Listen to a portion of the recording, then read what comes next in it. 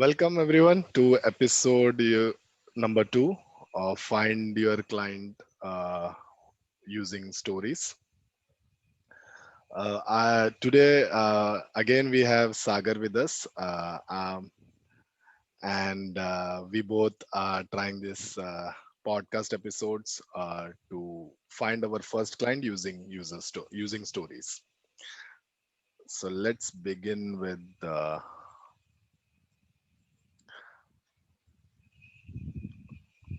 So yes, welcome to Find Your First Client by Creating Stories. So in the last episode, if you have watched, we have shared the first client framework, and there are five process. In that process, there were five things that you have to do. What takes you? Who is your client?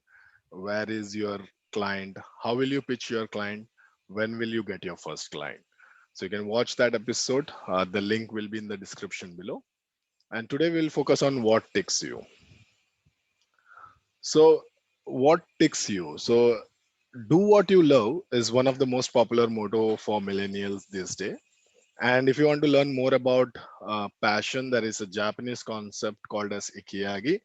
And picking the idea of both of this, uh, we came up with two questions. First is what topic do you like? Maybe what topic do you love also? But you can start with like if you don't have anything that you that you love right now that you don't figured it out. And the second question is there any profession? You don't have to know about the skills or anything that you have, but if there is any profession that is getting paid for that particular topic. So that those are the two simple questions that you should start with. So three steps to discover what you tick. So this is what the three steps that we will be sharing with you today. The first one is find five topics. The second one is remove non-content based topic which are related to digital marketing and social media marketing. And the third one is pick a topic with which you want to stay for next 3 years because it's an evergreen topic. Okay, so maybe pick evergreen topic is the third part of it. So these are the three steps. So let me walk you through each step one by one. So find five topic that are of your interest. So I've just it's as easy and simple as it looks. So you have to just take a pen or a paper or type it in your mobile or PC and just mention any five topics that comes to your mind quickly. So you don't have to think too much because if you really like it, you know the answer already. So once you fill those five topics, uh, pick a topic that is not naturally related to content marketing business. Okay, so here are some of the example. It's not like all these example that I've picked are not the topic which are not related to content marketing, but this you find it a bit difficult when you think about an agriculture or a shopkeeper or a government job. How is it related to? So it should be naturally leaning to a content marketing business. Like from the about topic which are not related to content marketing, just remove them. And like LIC agents or big businesses. The reason for the last two could be like just to put like for big businesses, they already have their internal team who are doing content marketing business. So they might not hire an individual independent consultant or a freelancers like you. So you have to remove that part of it. And LIC agent particularly mentioned because these are go-getters who kind of are very happy to do things on their own. So they kind of figure out a different way to create their own stories, and they keep constantly either advertising or sharing about their product and all. So you have to like on the extreme ends, you have to like you should remove it. Now what happens it what will happen is, suppose if you have five topics and after step two there is nothing left in the five topic, then what you should do is you should repeat it again, pick up the next five topic and keep repeating till you find something which is related to content marketing business. So that, as in the last video also I have shown, it's a cyclic process. It's like discovering something. So if you get stuck or if you've not found anything, you have to start again with the step again. So that's pretty much the standard. So if you do step 2 and you're left with something, at least one or two of them, then how to pick something out of the rest of the two or three that are around. So then you have to pick a topic that you would like to be like you would like to be associated with it for next 3 years, even if no one is ready to pay you, only because you want to learn more about it or you're really interested. So that's the reason we have picked the topic that you like. So if the business also doesn't work out, your knowledge and your skills will automatically should go up, and it should also be an evergreen topic. So you have to pick an evergreen topic, and also there should be a business around that topic. That's more important, and it should live for next 3 years at least. Okay, so there are some industry which are kind of on a verge of decline, so don't pick those kind of businesses. The one which you think that will be staying for another 3 to 5 years, pick those kind of topic. I've given 5 example which are close to my topics. So these are the topics that I think are definitely evergreen, and these are the ones which I personally like. So I've just shared my personal liking here. So sustainability is the one because I'm in the business of sustainability. Science is something which fascinates me always. Statistics, I'm very interested in numbers and how they play around, and also it is related to the business that I am in. Storytelling, so I like movies and I like all the web series and the way storytelling. I also like podcast and interviews, so that is one of the reason we are doing this. So that's something I like. And software, my profession is in software, and all this topic I see like they are evergreen. Like till my lifetime, at least, this topic will not go anywhere. I'm pretty confident about it. So not only about next 3 years, but maybe next 30 or even 300 years. You never know. But at least for next 30 years or so, this topic is not going anywhere. So that's was the small introduction to today's the first part of the framework. What takes you? I hope these 3 steps, if you keep repeating again and again, you will find your winner topic on which you can establish the business that you are looking for. All right, so we are back with Sagar. Sagar, Yeah, so yeah, it looks very small, but I'll say it's a hard step to do. It's always easy to say what do you love or what do you like, and when you start scribbling it down, it's a difficult process. And to see a business coming out of it, I guess as you already said in your previous video, I remember saying that.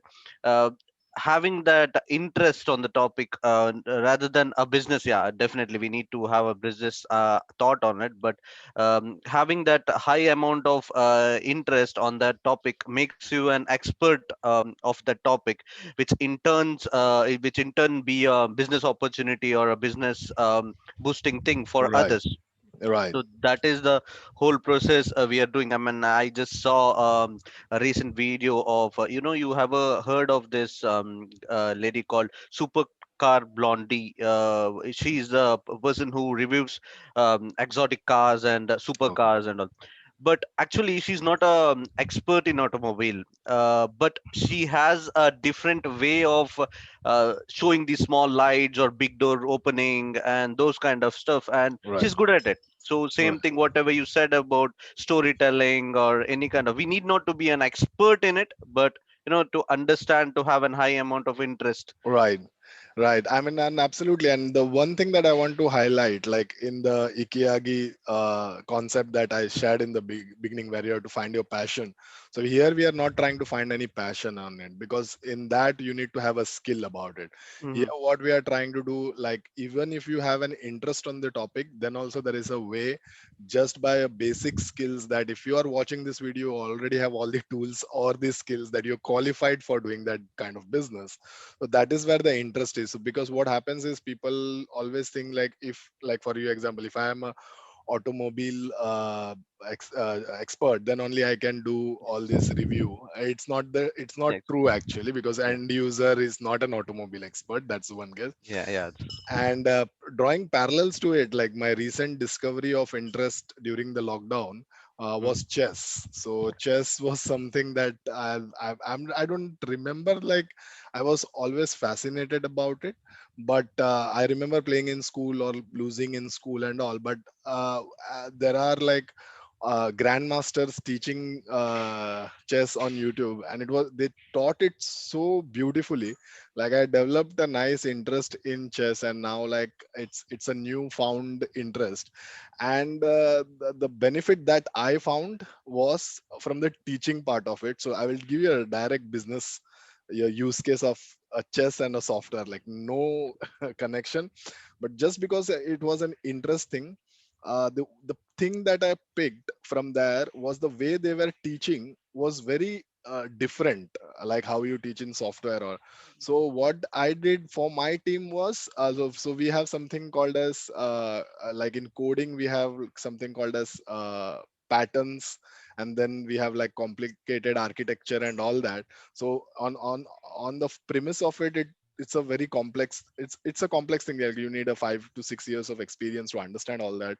But the way I just kind of picked it from them, and we created something very simpler way to break it down into smaller pieces. So basically making them ready to understand and learn patterns, and that's how it is. I mean, those two things have no relation. Yeah, yeah, that's a bigger thing. No That's relation, and you still try to still, connect it. Yeah, yeah, because I think that's how it is. It's all about, if there is an interest, you will automatically find something. And the whole idea here is not to worry how to get the business and all. We will kind of explain you in the future video all about that.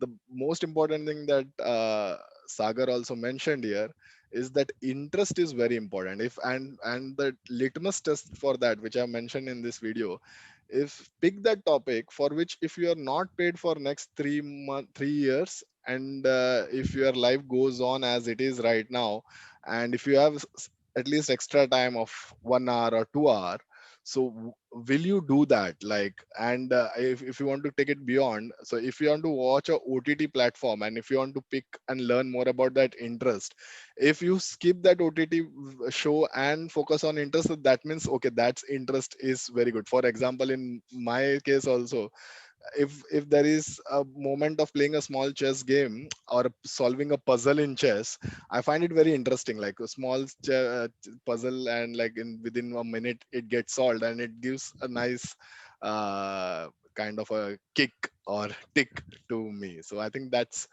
what this whole step or this part of that process is. And keep doing it. As Sagar mentioned, it can be hard, but you have all the time. You are already a student, you are in lockdown, you are at home. So maybe skip one of the shows and just sit for an hour and see what comes up. And if you came up with five of them, just mention that five in the comments below and share with us, and we can pick that in the next video. In the next video, our volunteer will try it, and we will share what that volunteer has came up with, and we will share and how he has eliminated, and how the picked in the last step. So we will do that. And if you are someone who has watched it and want to try, and if you have your five list, we have 1 week. So if you can put it in the comments, we can pick couple of your topic also, and maybe we can evaluate or give our suggestion on how is it close to social media marketing or content marketing or not. Thank you very much for watching. Thanks, Saga, for your time today. thank you, people. Thank you a lot. Bye bye.